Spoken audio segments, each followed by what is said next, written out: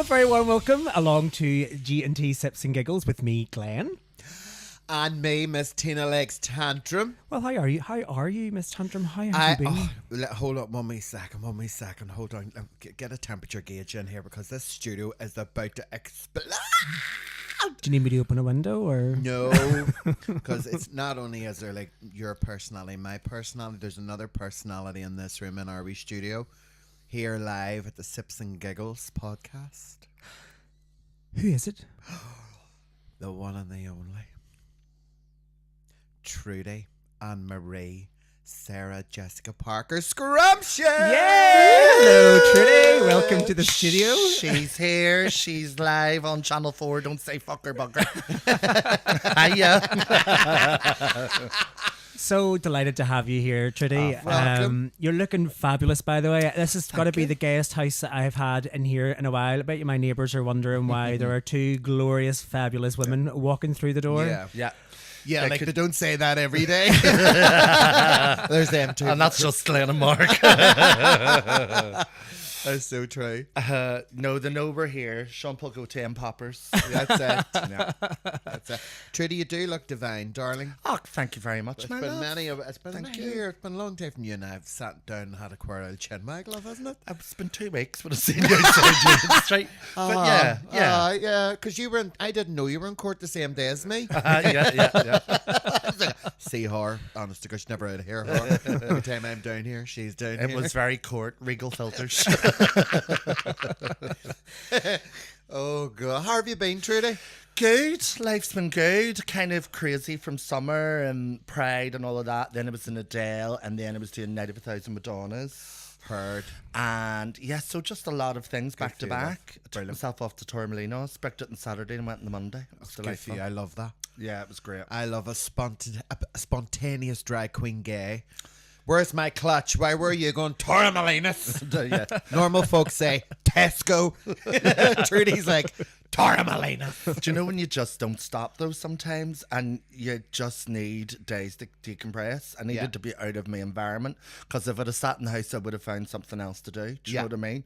I wasn't able to switch off, so I was like, off she goes. But I'm away to get away, and let's face it, we didn't have a fucking day of summer. So I was like, somebody tan my tits immediately, please. To be fair, that's kind of the conversation that we always start with. Is like how shit the weather's been. Although it's been fabulous of recently. But look, we are short for time because we have a lot to talk about.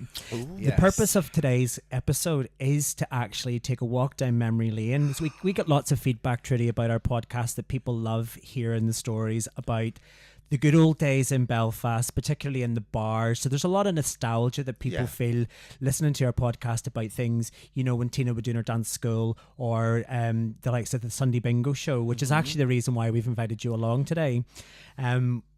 So we've got a lot to unpack.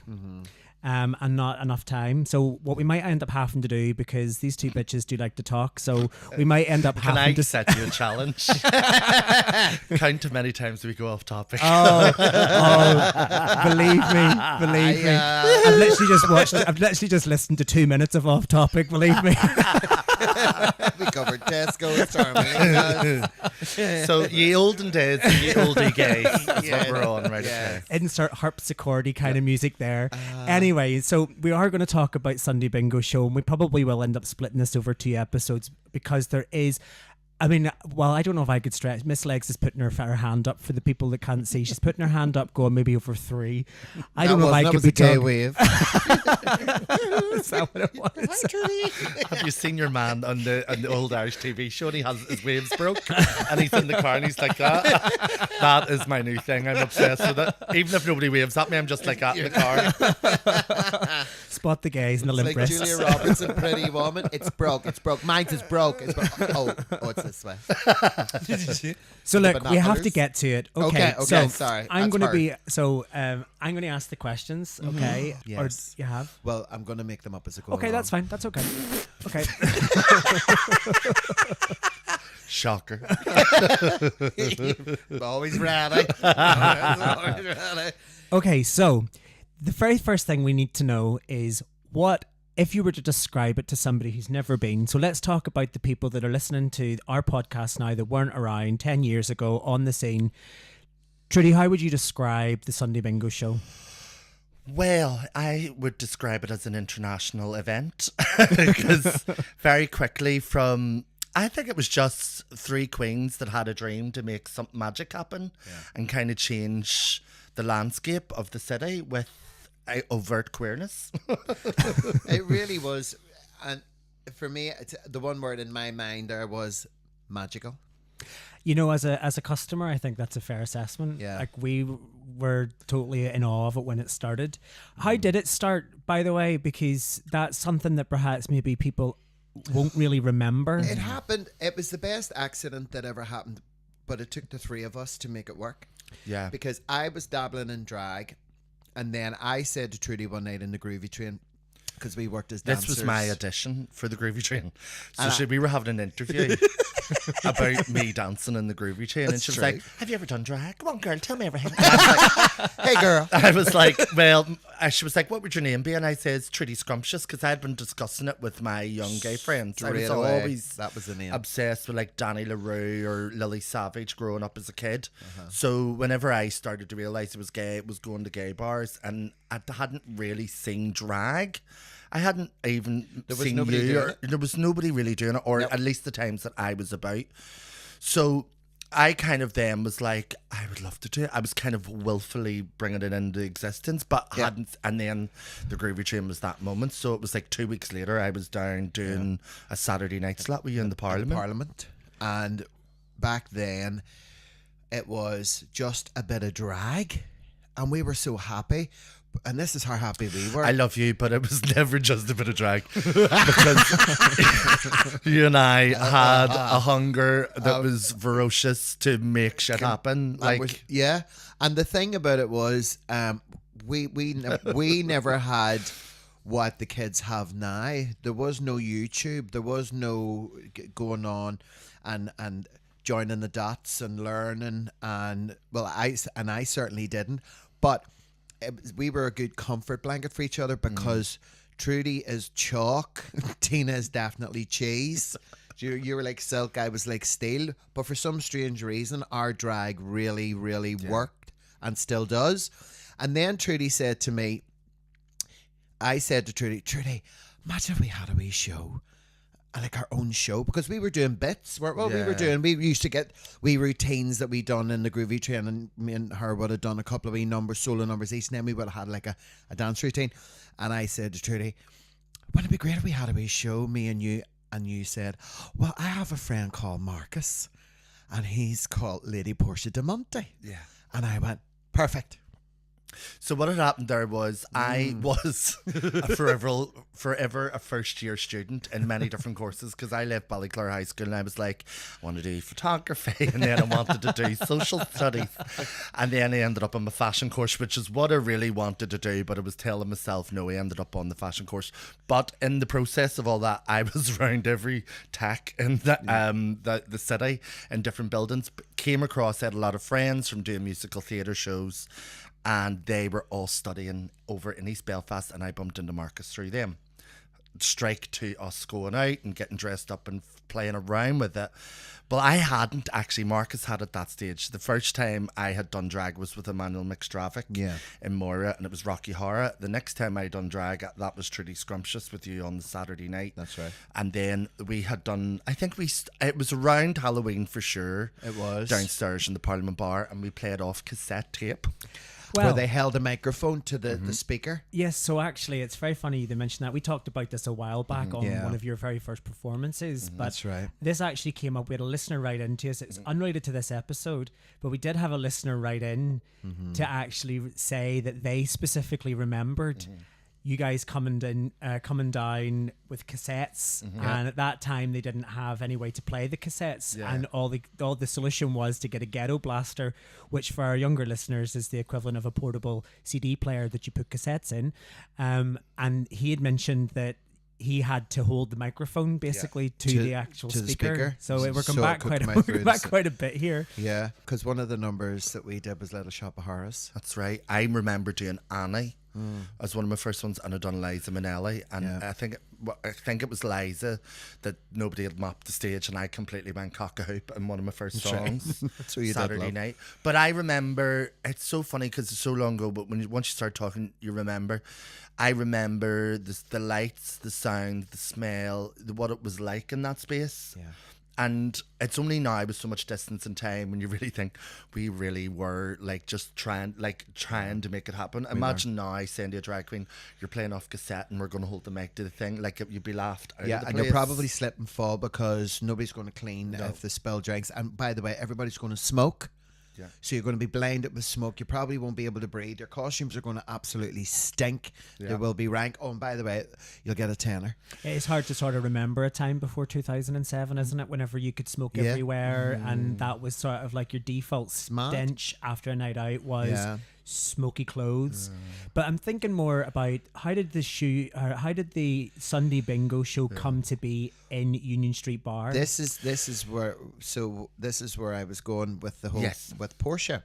So as I was saying, I just to put us back where we were, I think we done the first like from October right through to January, and then it was very much then they wanted a Sunday slot, and that's whenever Portia came on. And then we got together and we were downstairs in the Parliament, and we had a tiny wee piece of chipboard for a stage. Do you remember? And we used to go and get changed in the kitchen, and we done like 6 numbers each. And my ex-partner at the time, he was the DJ. From 10 people of an audience, this is how the whole thing began. So we started it together. We had such good fun. I've got videos. You had sent me a disc before. Swear to God. And when you look back and you think of how happy we were, I swear we would have scared the paramilitaries. and I would have certainly anyway. And then what happened was, all of a sudden, do you know what happened? I think this is one of the key things that made it, that had that thing that, you know, there's a certain show or a certain, when there's something on TV and they do this thing as a gig. The ladies of the horror and we're just Rob Harris, wasn't it, that done that? Controversially, Controversial. So we started doing that routine and we got it down to a T. And the other one we done too was used to do it around the old campfire. It's a real old campfire, so we did. So then the show got so busy, they brought us upstairs in the Parliament. That was within 2 weeks. Yeah. So we literally done a show twice downstairs. And again, this is going back to that thing of it wasn't just drag, it was the non-stoppable force of us wanting more and claiming more space. We were told no a million times, we were given problems a million times, but we had always a solution, and we were absolutely winging it on a prayer. But it was like, no, this is happening. Like it was an unstoppable force when we were together. You couldn't stop the three of us because the three of us were so united and we were so passionate about it, and we knew we were creating something. We weren't quite sure what that was. So then we went upstairs in the Parliament, and I think at that stage what we didn't know was they were selling it, and the new owners were coming in. So, and we had got it to such a point that it was packed upstairs. Yeah. It was so good. There was no fault with the show. And Granny D had come on board because this is like a year or two later though, isn't it? Because then my ex-partner wasn't my ex-partner in the beginning, but then he became my ex-partner. So then Granny D came in, and he was brilliant, and he was camp and the big glitter and he loved it. It was right up his alley, like so. Yeah, and he was such a wonderful enhancement to it. But once you took it upstage, there was an old stage, or a big stage upstairs in the old Parliament Club, so it almost straight away gave the show a theatricality. And because it just had never existed, drag cabaret in Belfast, it was like how nobody was ever going to foresee that it would work. Yeah. But we just knew that we wanted to try it, and then it became a full massive club room they were shipping in their chairs and their tables. There was Dragony Ant from day dot. Yeah. It was like a fully formed idea, pretty much from the outset, you know, and we were totally flying by the seat of our pants. But yeah, we were, and and it just worked for some strange reason. It just completely and utterly worked, and then. I think when I look back at some of the footage, and one of the things I laugh at, because we didn't even have a dressing room. It was a cloakroom. And we done our makeup and our nails and they're on an ironing board. I always remember. It's such that? a strong vision of her sitting with an ironing board, putting her breasts on nails. You know. And the thing was about it was she put her on her nails, right, and it stuck on these big rings that covered every digit on her hand.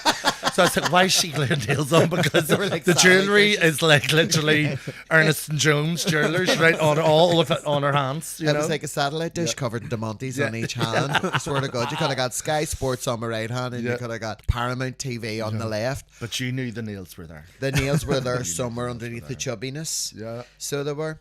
So the Parliament was sold. Yeah. It became Cube. Yeah. They tried to Yeah. turn it straight, didn't work. Yeah. So you guys ended up disbanding, or Well, what happened There was a whole shift then because Yeah. Tina and I ended up doing a club drag cabaret act with Emmanuel McStravick. We there did. was more dancing and things like that. And I can't even remember. I remember Portia was doing something else at the time too.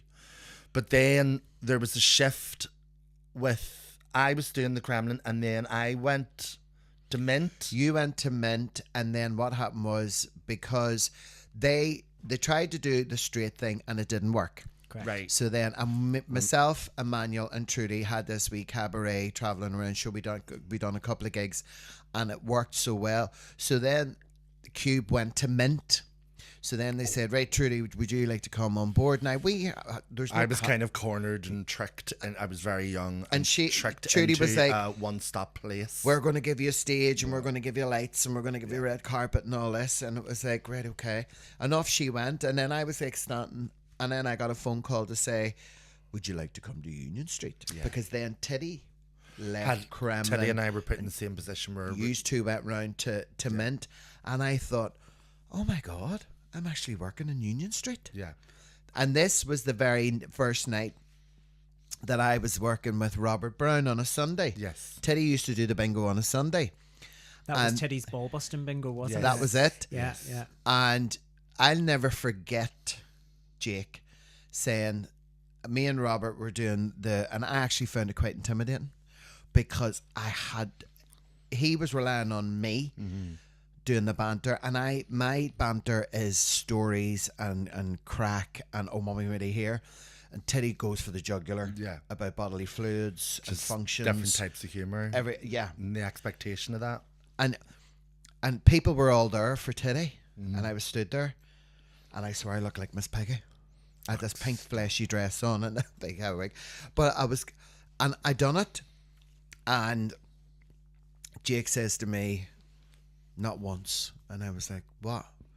He says, not once did I hear the word F or C or mention genitalia. And I was like, oh, right, it's all she ever says. And I was like, oh, right, okay, that's fine.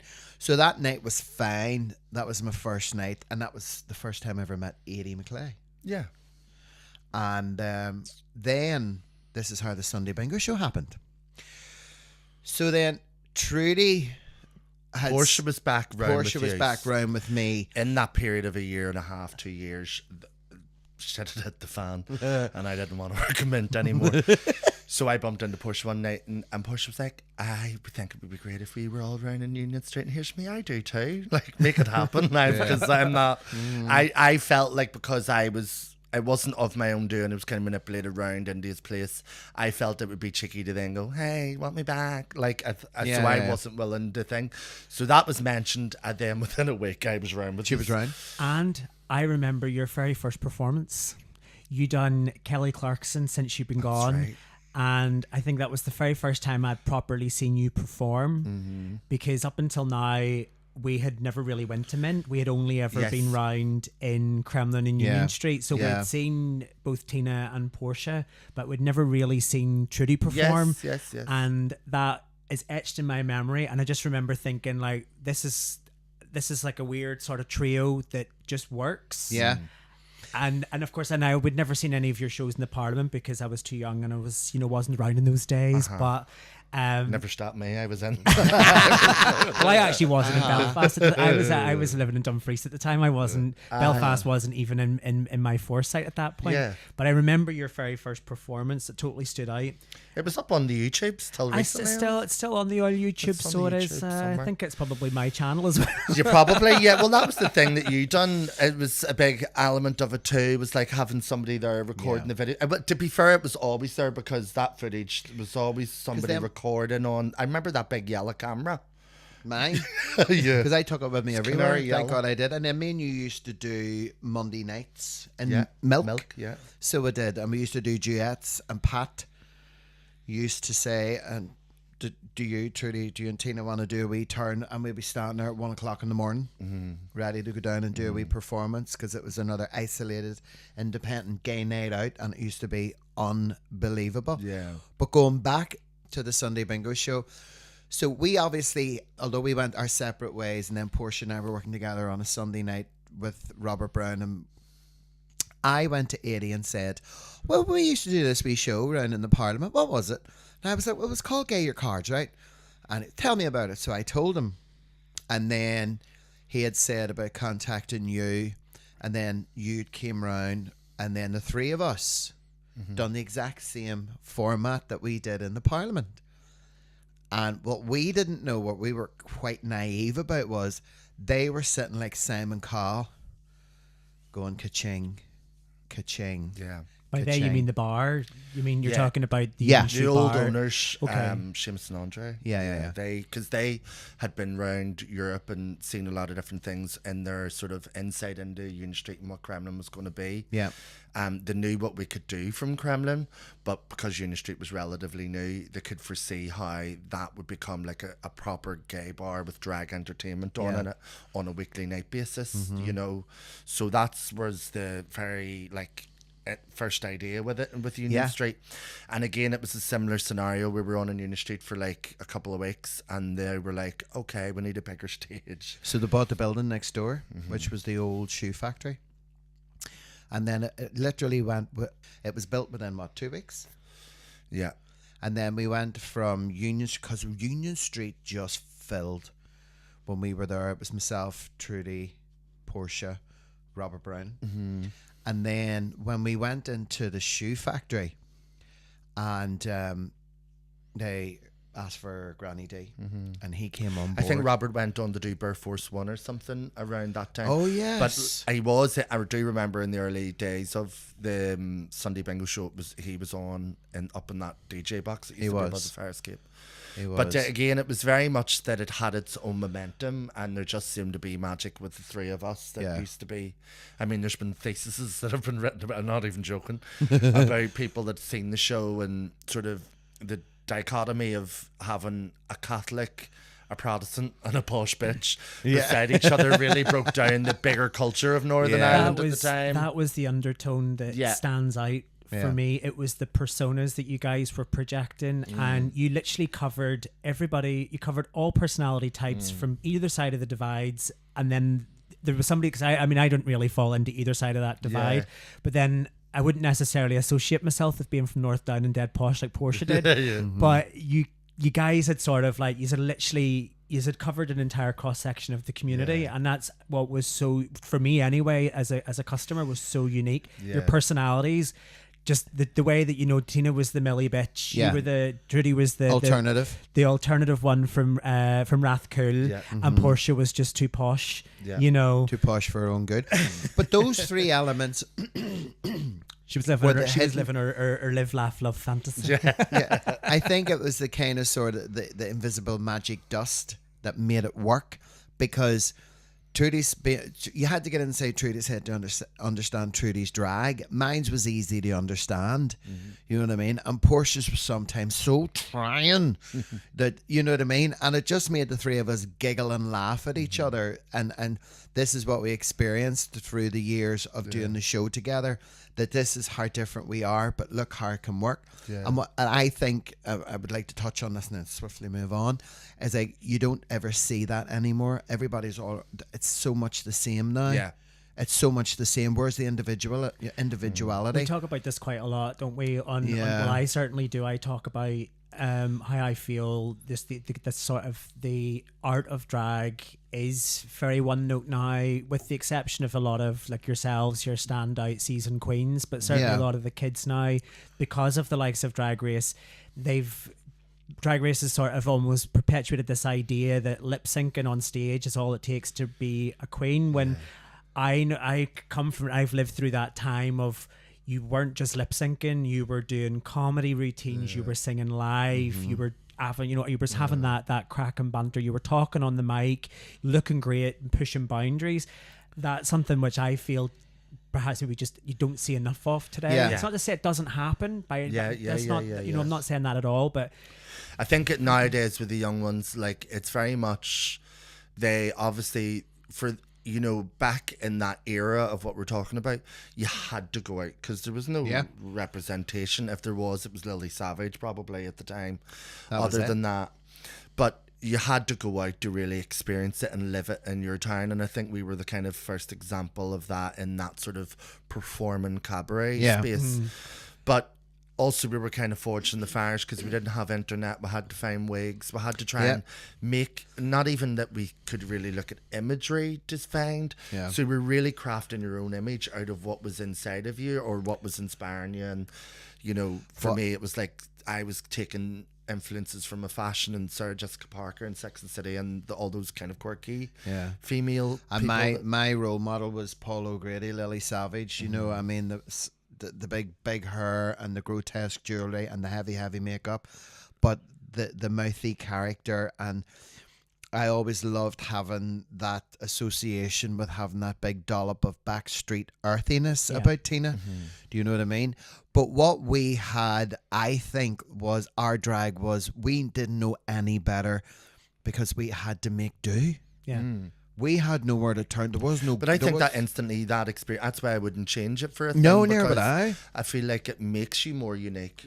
Absolutely. But do you feel that because of having developed and really sort of, what's the word I'm looking for? You've developed your craft during that period where you didn't have the same resources.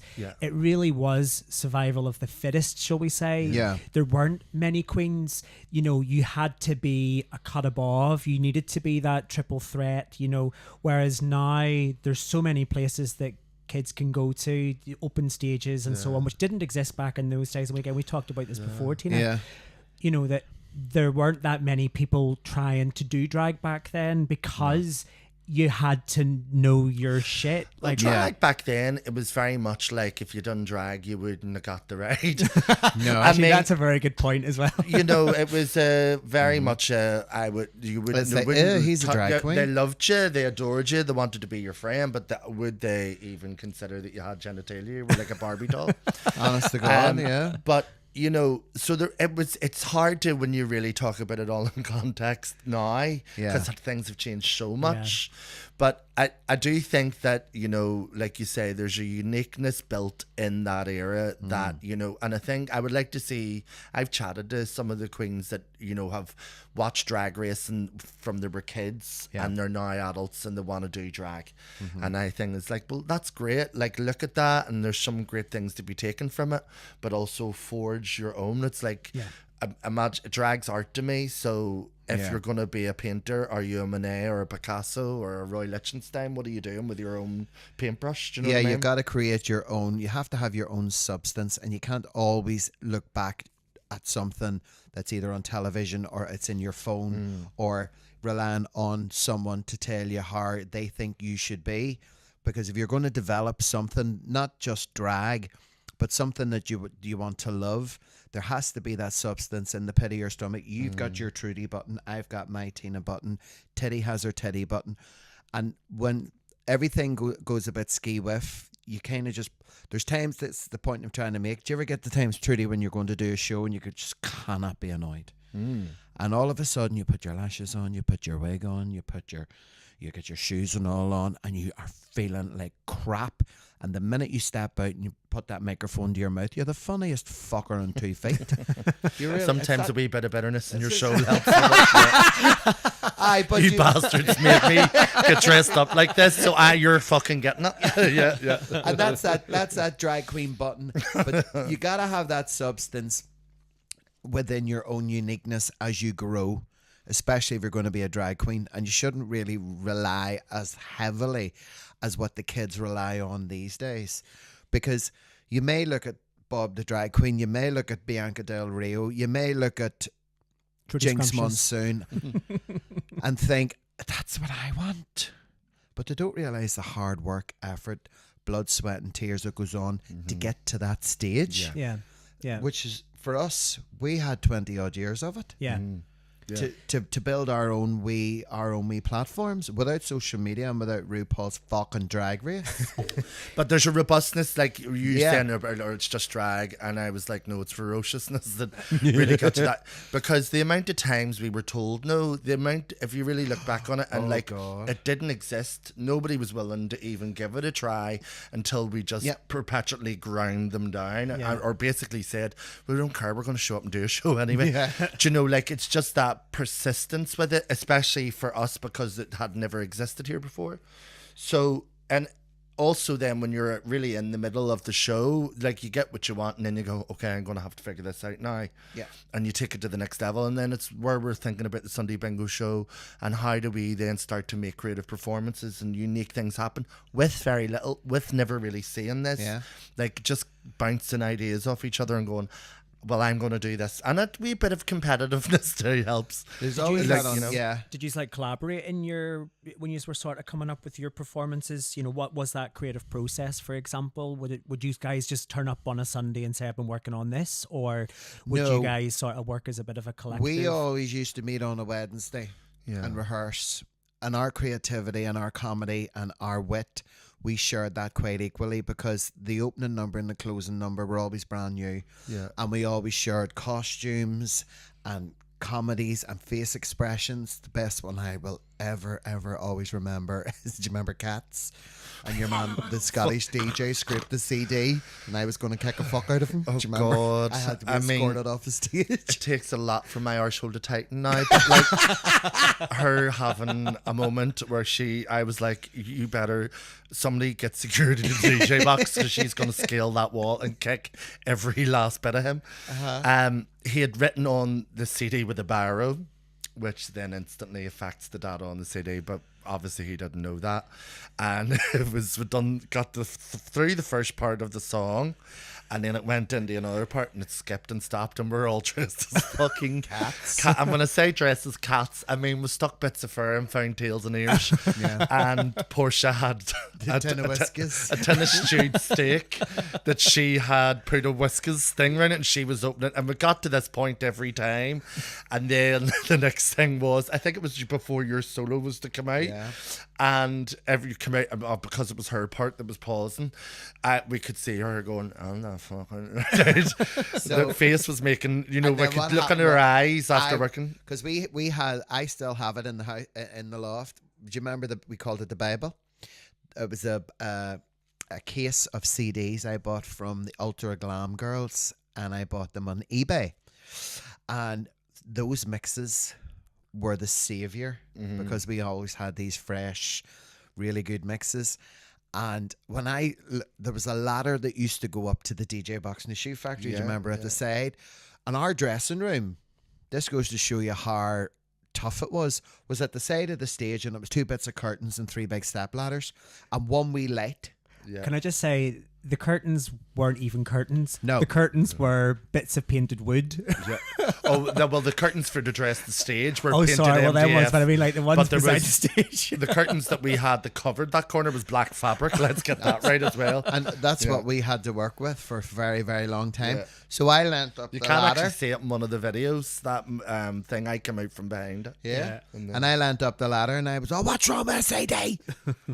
And I don't know who it was. It was the third time, and then we gave up the ghost and we done coffee as cats. And a tin of stewed steak. The DJ then was doing her curtain call on her bows, and Portia went out, bum bum bum. I went out, bum bum bum. Tina walked out as a cat and flipped the fingers at him and walked right past the stage. And me and Portia were just like, what do we do? Because I had just moments before I had just found out. I was like, what happened to that CD? after we had done coffee, and they went, "Oh, he wrote on the CD," and I went, "What do you mean he scraped up with?" There's a pen, a fucking pen, a fucking pen. Give it up for Tina Leg's tantrum, and I went, I said, "No, you see, you, fuck you." Up to the DJ box, the whole audience clapping and then going, "Oh, she's gonna kick off." Oh, fuck. Everybody was diving behind the bar and climbing under their tables. But it hysterical, like you've no idea what these cat costumes like. I got like a pelt of fake fur. Oh, and wore this little skirt over a black leotard and very big covers in the cat ear.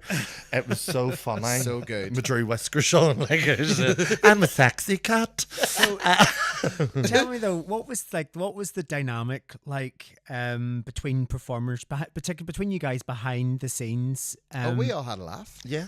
Were there any kind of, so if we talk quite a lot about Drags to Riches, you kind of do your pre-show prayer with the girls and so on. Did you guys have any kind of traditions or rituals that you followed before you went on stage? What was the kind of dynamic like backstage as well? We always done the prayer. In rehearsals, we kind of, as we say, we flashed out ideas and sort of we always kind of knew where direction we were going with the opener and closer, but our solos we would kind of talk and bounce ideas off each other and then go and develop them and come back on the Sunday with them.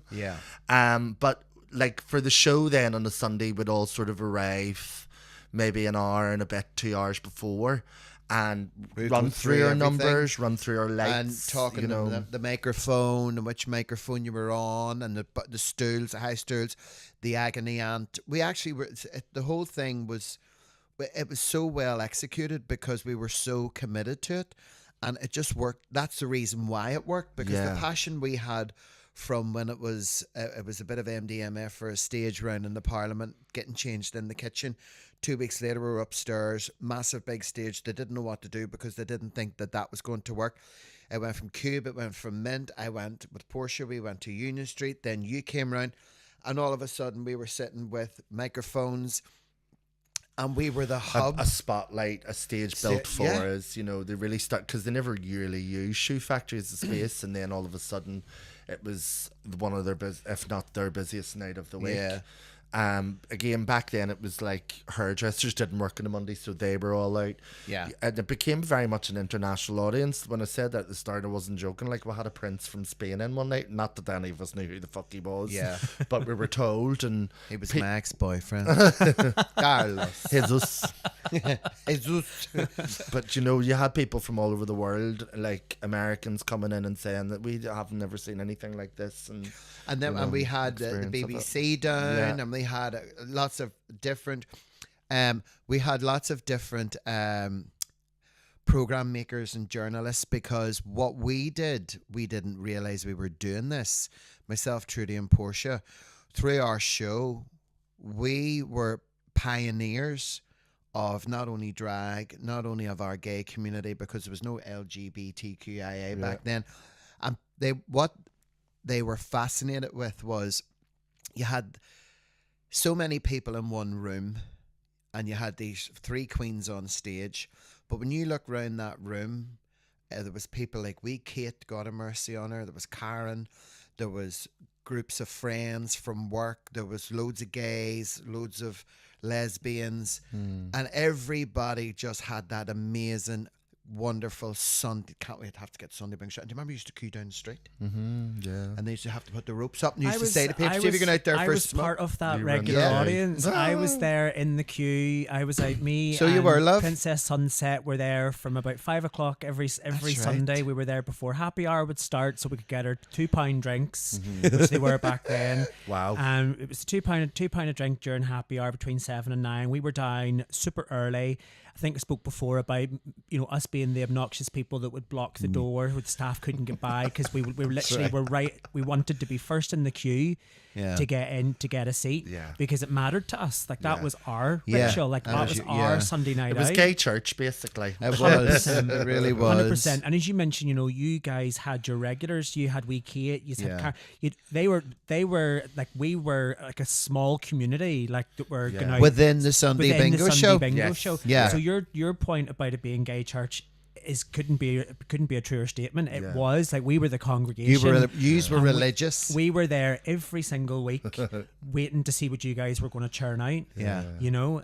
So it's a part of it became very much then your younger, like maturing DNA.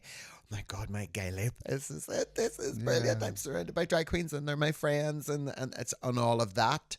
But for us working on stage, I didn't think it was that. To me, I was so happy to be there, to be a part of it. Yeah. You know what I mean? There was such an innocence in our regard to that, because it was really just what we all individually felt that we wanted to do and be part of. And in that innocence, we managed to create something that I think now when we look back, we go, oh wow, that was a lot bigger than probably what I realised at the time. Yeah. You know, we were all just trying to have a platform to be creative in our own show, and a bit of drag delusion of, well, I am a superstar, so I need the stage. So, we were all the same, love. You know? Here, Glenn, what I want to ask you a wee question.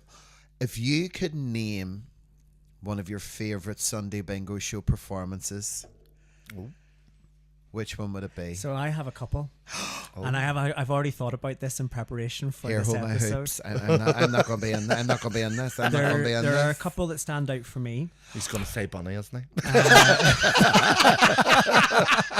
Or Felicity. Be wild. I mean, you're not wrong. Oh, wow. Wow. I'm only joking. So, okay, first of all, the one that stands out for me of all time is actually You Pair. And it was the time that you've done the Millennium episode of Gimme, Gimme, Gimme. Oh, yeah. That, honestly, I still watch that video back on YouTube. I'm pretty sure it's got thousands of views, and I'm pretty sure they're all me. I watched that video back so fondly, and I laugh at it so much. Remember my big orange cat? It's just no. We were them. I was Tom and you were Linda. Yeah. But 100%, the characters, you know, that, I mean, it's a very funny show anyway, right? Yes. But the way that you guys portrayed that, and I appreciate it was a lip sync, and you were on stage and you were I think you had like the keyboard that you had from memory was an actual keyboard off a computer, which didn't make any sense, but it was just madness, and it was the funniest thing. And I'd seen that episode beforehand, but I laughed my leg off at that. And that's just one of that goes to show you that we had that so good. But Trudy said, do you remember the rehearsal for that? Yeah. Me and her couldn't get through it without laughing. Like, she would pull a face or I would do something. Yeah. And the pair of us would corpse. And I was genuinely worried that I would just start laughing during the lip sync of it, because it's a full scene. It's like 5-6 minutes or whatever. Yeah. For the benefit of our listeners, I will put a link to that in the description of this episode, so you can have a look and go and find it. Yeah. And it was the whole, look at me. You know what I mean? Yeah. I'm in distress. I am Caris from Catalonia. Yeah. And she brought the teddy bears out the way Linda does in the scene and everything. And I'm assembling my team. Something cheap. Oh, it's that deathbed, what you call her. I can't remember her name. So the other one that stood out for me, Tina, was the one that you had done, which was Feed the Birds. And this is where you come out. I think it was from Julie Andrews or something like that, Sound of Music or something. And you had loaves of bread, and you come out and you started throwing it into the audience. And then I had a chicken in the bag. But as you threw the bread out, then towards the end of the song, it turned into just a massive food fight. Now, I'd never seen that before, and that honestly killed me. I was in a wrinkle. Like, that was, and those are the kind of conversations. One of the old classics. We were going back into the office on Monday, because again, like, you know, I was working in an office at the time, and going into the office and going, oh my God, you'll never guess what I seen yesterday. Like, you're sort of describing this to people, and they're going, you're having a laugh. That just wouldn't happen. And I'm going, no, seriously, an actual food fight happened in the bar while we're watching a show. You know, the first one was sporadic. Somebody threw the bread back at you, and because you're you, and Freddy Bastard was like, oh, fucking right, so you threw it back. And then it was just a sea of just slices of bread coming back at you from the audience. And then I was trying to throw it back again, but I was throwing it like I was in a rat.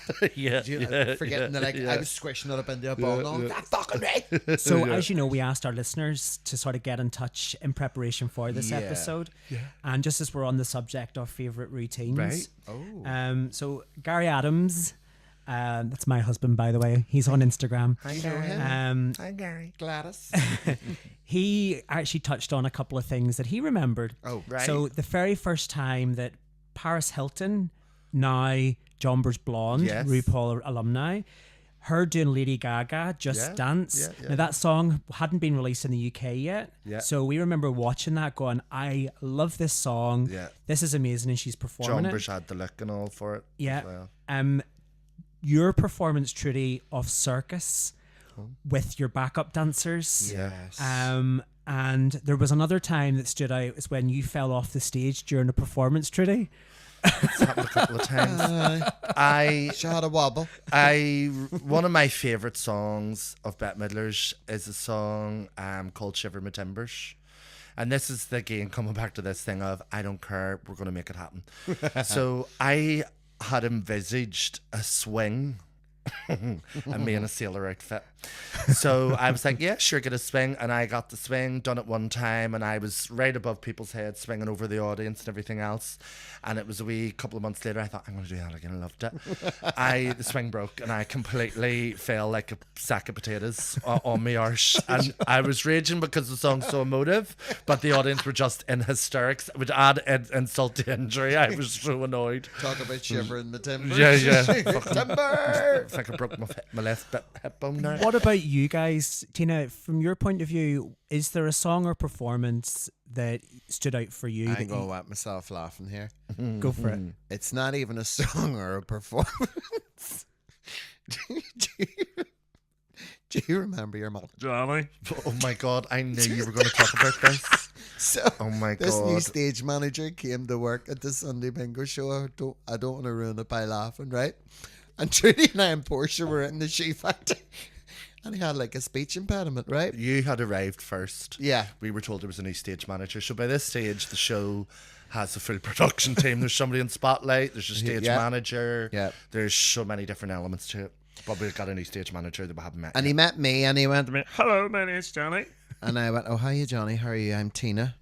And then he went to Trudy. I had arrived after this, and this bitch, again, looking at me, and I'm going, right, I know something's up here, but I can't place what it is yet.